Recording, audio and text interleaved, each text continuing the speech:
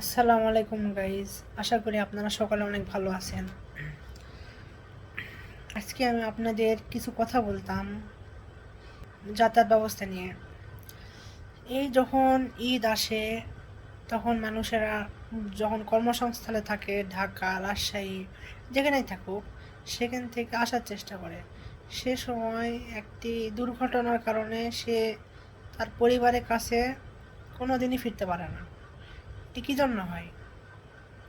এটি হয় মূলত আমাদের অসচেতনতার কারণে।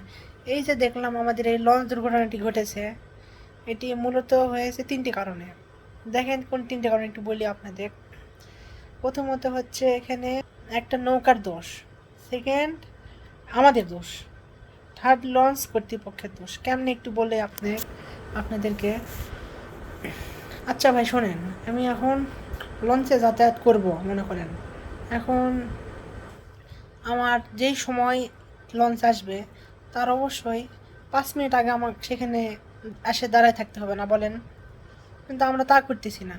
আমরা করতেছি লঞ্চ আসবে, তারপর যখন চলে যেতে লাগবে তখন আমরা একটা নৌকা নিব, নৌকা নিয়ে মানে লঞ্চ ধরবো, দুর্ঘটনা ঘটাবো, এটাই আমাদের মূল মানে লক্ষ্য হয়ে গেছে।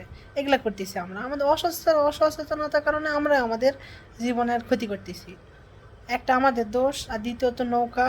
নৌকা ভাই তুই কী জন্য নিয়ে যাওয়া লাগবে ওই দুই লঞ্চের মাঝখানে? তুই ওই সময় দেখিচ্ছু না লঞ্চের ওখানে আছে? তাও তুই কী জন্য যাওয়া লাগবে? এটা তোর বোঝা উচিত। এটা মানুষের জীবনে ঝুঁকি হতে পারে, এটা তুই বুঝিস নি। থার্ড কথা হচ্ছে লঞ্চ কর্তৃপক্ষের দোষ। লঞ্চ কর্তৃপক্ষ যদি বলতো যে এখানে নৌকা আনা যাবে না, এগুলা এরকম কিছু, তাহলে কখনোই নৌকা ওখানে নিয়ে যেতে পারতো না, লঞ্চের সামনে ভিড়াতেই পারতো না। কারণ এটা অবশ্যই লঞ্চ কর্তৃপক্ষের সচেতন থাকা উচিত। ভবিষ্যতে আমরা চাই এরকম যেন দুর্ঘটনা না ঘটে। আমাদের সবার সচেতন থাকতে হবে এবং লঞ্চ করতে